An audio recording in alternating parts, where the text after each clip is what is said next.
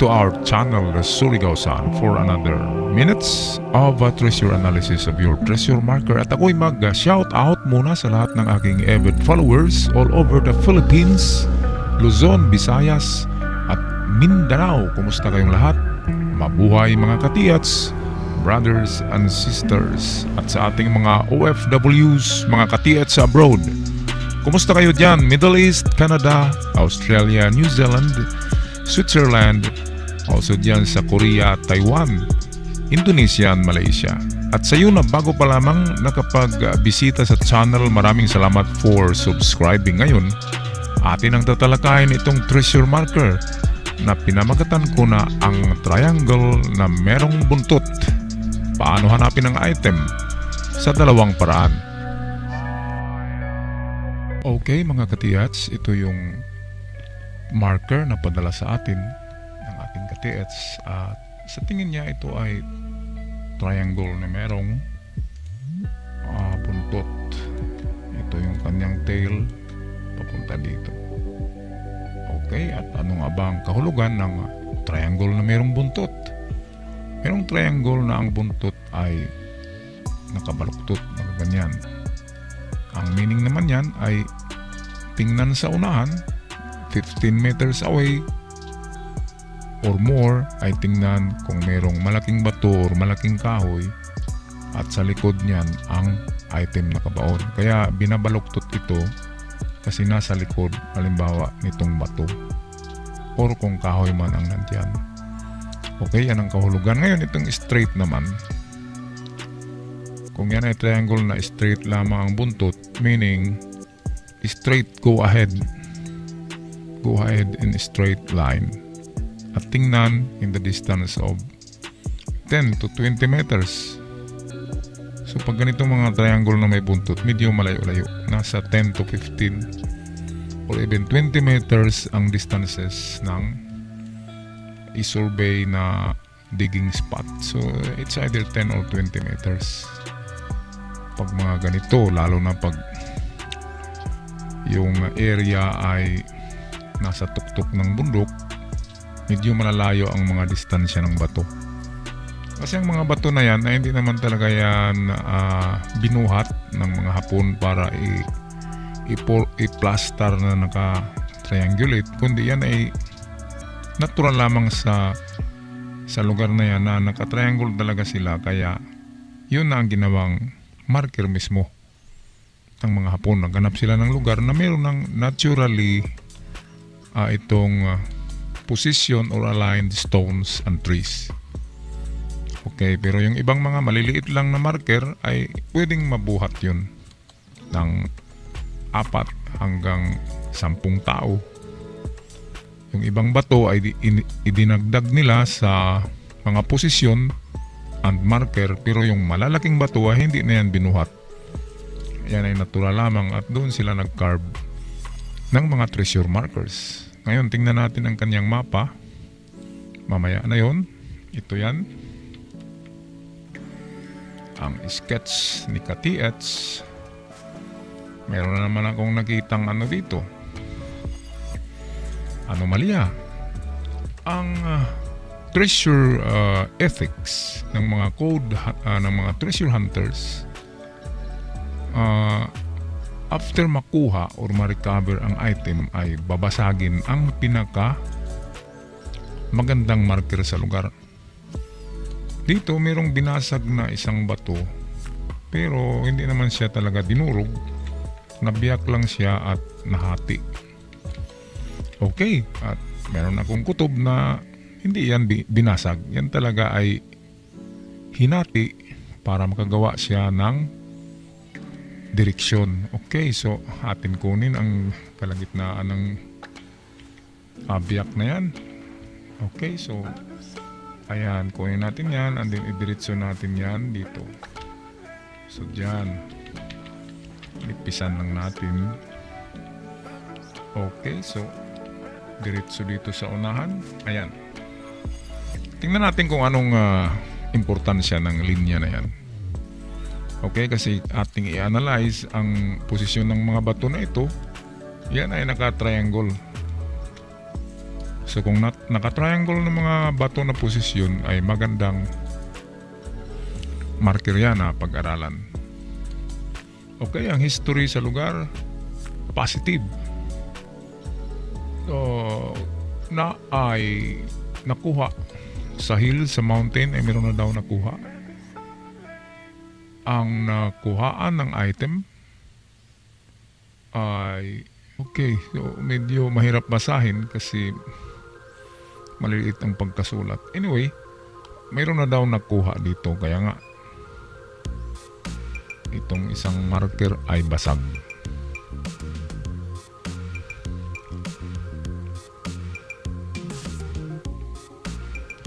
Okay, so ito yung bato na may marka na it can be a letter Y or triangle with a tail. Okay, ito yun.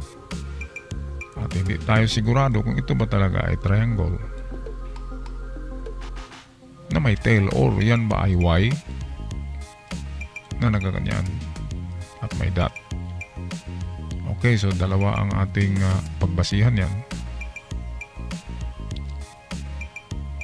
At itong X naman, ang X ay nagbibigay yan ng itong parang babala na oops, merong treasure dito pero hanapin nyo. Hindi kasi accurate ang X. Nagsasabi lang siya na in the perimeter ng 10 meters hanapin nyo ang ibang marker at doon kayo maghukay.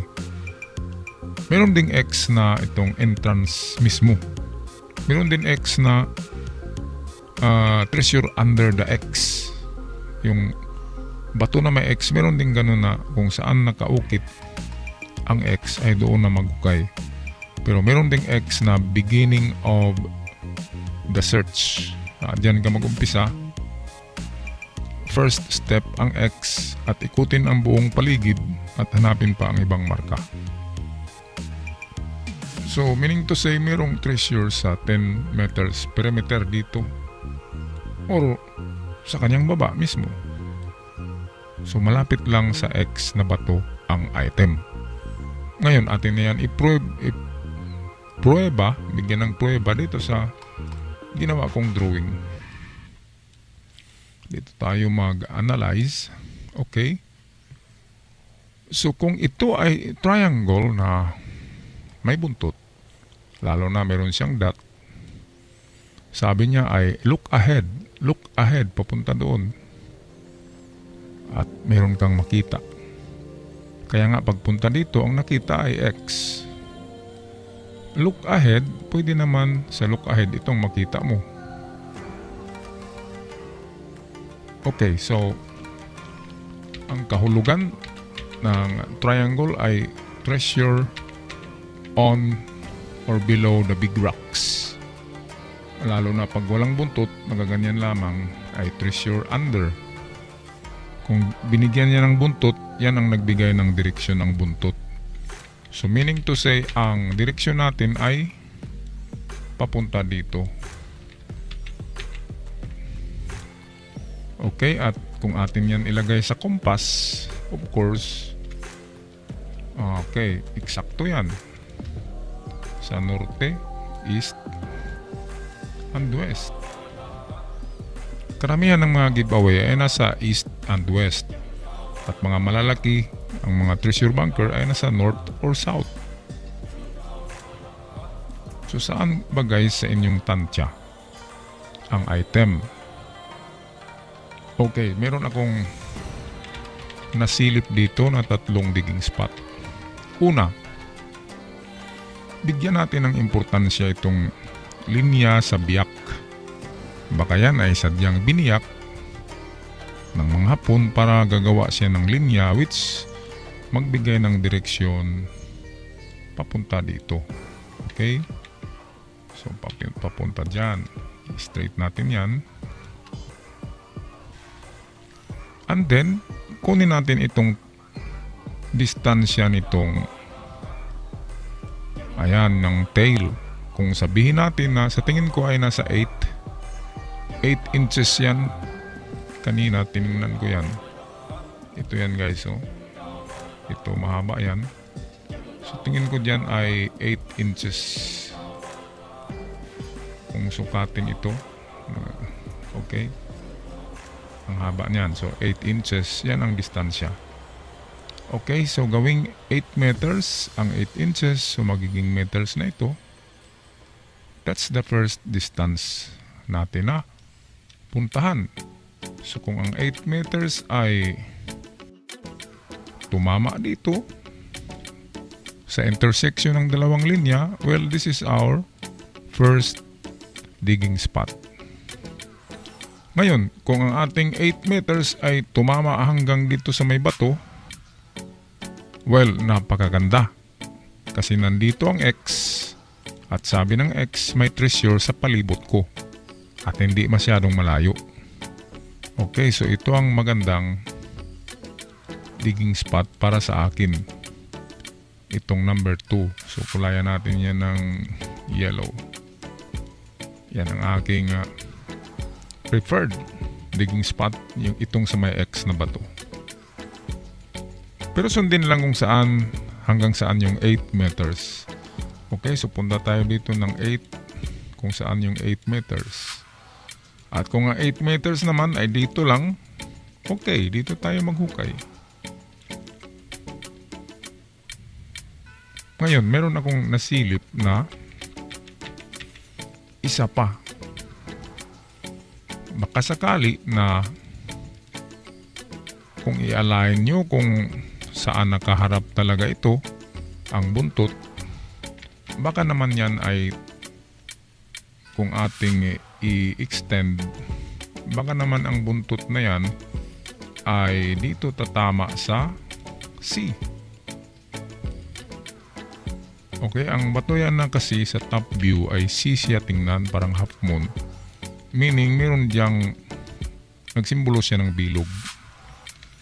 At pwedeng pointer din siya na dito, mismo sa kanyang harapan. Ang item, kasi yan daw ay ginawa na parang man-made, itong C, na itsura na rock. Meron siyang parang bunganga. So, ang bunganga ay, of course, kumakain yan. Ano kaya ang kanyang kakainin? Kaya, kandidato din ito dito, guys. Ito ang aking pangatlo na digging spot. Okay. At meron pa ba? Saan pa ba tayo maghanap, guys? Meron pang isa dyan, guys, na spot, which is hindi natin nakikita. Yun ang sinasabi ko na invisible marker kasi missing siya. Sinadya siya na hindi lagyan ng bato para hindi yan mahanap. Okay, so ito na naman ang key. Itong basag dito, kung ating i-align yan, ay papunta yan kung idiretso natin doon. Ngayon itong pinakadulo nito, yan ang norte. At kung atin yan kunin ang triangle dito na distances, ayan, at ilipat natin dito sa kanya, sa kabila, gawin natin na ayan, perfect square. So itong intersection of lines dito, okay, yan ang perfect spot kung saan tayo maghukay. At karamihan sa Imperial Treasure sites, yung layout nila, ang Emperor Treasure na mayroong bunker ay nakalagay yan sa lugar na plain site lamang. Yung walang bato, walang kahoy, lupa lamang siya tingnan. Treasure in the plain site. Kaya nga, pagtingin nato, ano bang hukayin dyan? Plain site lang yan. Maluwag lang yan na lugar. Walang bato, walang kahoy. Bakit tayo maghukay dyan? Pero, kung ganito ang posisyon ng bato na mayroong triangle, okay, meron talaga yan tinatago dito na missing sa norte kasi naka-cross palagi. Palaging cross ang layout ng General Treasure. Palagi yan nakaganyan sa compass. Naka-cross palagi yan. Ayan. And then sa bawat dulo ng cross ay nandoon ang posibleng pagbaunan. Okay, kaya dito ay ito ang ating number 4 na digging spot, itong sa norte. Okay, at alam nyo naman guys na kung maghukay ay hanggang 2 meters lamang ang test dig. At kung wala tayong makikita ng mga bagay sa 2 meters na gawa ng tao, wag na magpatuloy. Kasi wala na yan. Okay, at pag may mga bagay doon na example ay mga sunog na kahoy, kahoy na putol-putol, uling, mga butilya ng hapon, even yung kagamitan ng hapon tulad ng helmet at saka barel, yan ay mga magagandang marker. Basta't nakukuha yan sa 2 meters deep. Hindi yung 3 dangka lamang na lalim. 2 meters talaga, medyo malalim yan. Okay guys, so example ganito. Okay, kailangan matagpuan sa 2 meters ang hinahanap dito. Hindi yung dito lang sa may mababaw lang, yan ay natapon lamang yan. Pero kung 2 meters, yan ay sadyang ibinaon, kaya ang ating palaging test dig ay 2 meters test dig. Test dig tayo palagi. Kaya hindi tayo dyan mamulubi, hindi tayo maubusan ng pera, ng resources, kasi 2 meters lang naman palagi. Yung nakikita ko kasi na mga ka-TH natin ay dumiritso na sila ng hukay.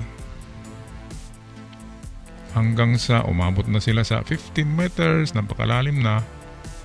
And at the end, malaki na ang gastos, malaki na ang nasayang na panahon. In the end, ay wala pa rin.